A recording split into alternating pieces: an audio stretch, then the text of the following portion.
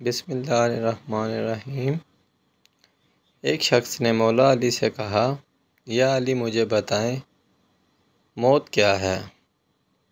مولا علی نے فرمایا، اگر میں تجھے حقیقت بتاؤں موت کیا ہے تو تم نے یقین نہیں کرنا۔ اس شخص نے کہا، آپ بتائیں میں کروں گا یقین۔ مولا علی نے فرمایا، سنو، موت زندگی ہے۔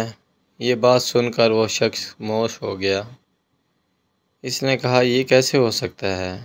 انسان کی موت انسان کی زندگی ہو؟ مولا علی نے فرمایا، اچھا مجھے بتا، جب تم پیدا ہوئے تھے کس حالت میں تھے؟ اس شخص نے کہا، میں تو کیا ہر انسان جب پیدا ہوتا ہے رو رہا ہوتا ہے۔